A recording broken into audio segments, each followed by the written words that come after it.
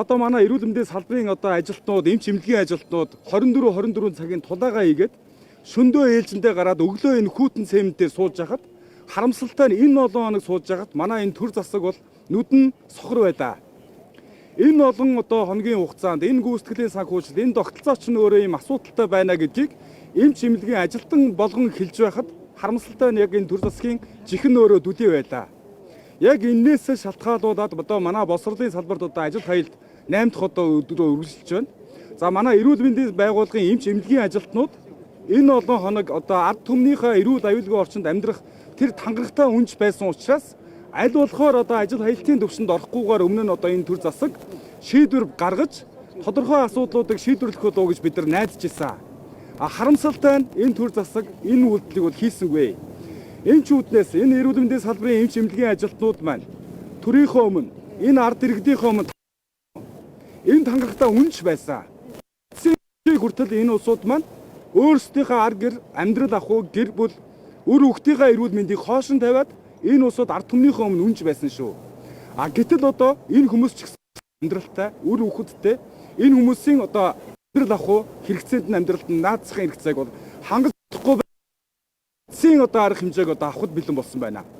За Монголын үйлдвэрчний хэвлэлийн холбоо бол энэ олон мянган ажилтан албан хаагчид гишүүд төлөөллийн байгууллага учраас энэ хүрээнд энэ ажил хөдөлгөөнийг улс орны хэмжээнд хуулийн дагуу нэгдсэн зохион байгуулалтаар хангаж ажиллана. Энэ ажил хаялт бол ганцхан одоо Улаанбаатар хотоор тохисохгүй 21 аймаг даяар одоо өрнөх нөхцөл байдал үүснэ. За тэгвэл энэ ажил хаялтыг бол бид нар бол хуулийн дагуу зохион байгуулна. Хуулийн хүрээнд өнөөдрөөс эхлээд Монголын үйлдвэрчний хэвлэлийн холбоо болоод Монголын эрүүл мэндийн ажилтны үйлдвэрчний хэвлэлийн холбоотойгоо хамтаар бүх улс орон даяар эрүүл мэндийн байгууллагуудын ажилтнуудын хурлуудыг зохион байгуулна.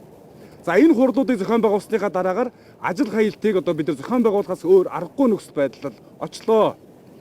За энэ төр засагт Монголын үйлдвэрчний хэвлэлийн холбоо анхнаас нь л одоо энэ асуудлуудыг ярьж байсан.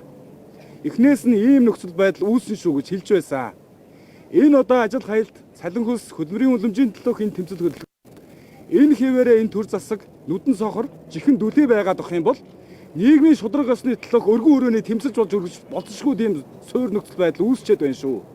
Одоо энэ усуд арга хэмжээ авах хэрэгтэй. Одоо харамсалтай нь одоо эрүүл мэндийн салбарын ажилтнууд маш олон хоног энэ Талбайдар хүүтэн цементэн дээр суулт хийгээд энэ төр засаг тодорхой арга хэмжээ авах уу гэж хүлээсэн. Гэтэл та бүхэн бид нар бүгдээрээ л харлаа. Энэ эрүүл мэндийн сайд нь тэр сайдынхаа зөвлөхүүд нь эргээгээд одоо энэ салбарынхаа үйлдвэрчний хэвлэлийн холбоог энэ эмч эмнэлгийн ажилтнуудынхаа энэ тэмцэл хөдөлгөөнийг улс төржүүлэх гэсэн ямар нэгэн байдлаар харлуулах гэсэн оролдлуудыг хийлээ.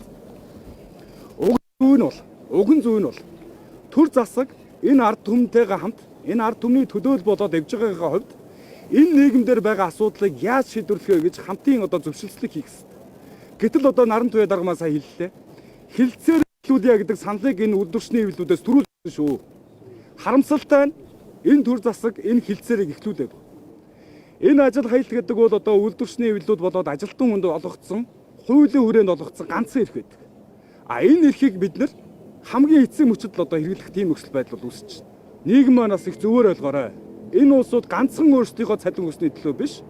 Энэ Монгол улсад одоо амьдарч байгаа түмэн олонний эрүүл мэнд, аюулгүй байдлын төлөөх тэмцэл юм шүү.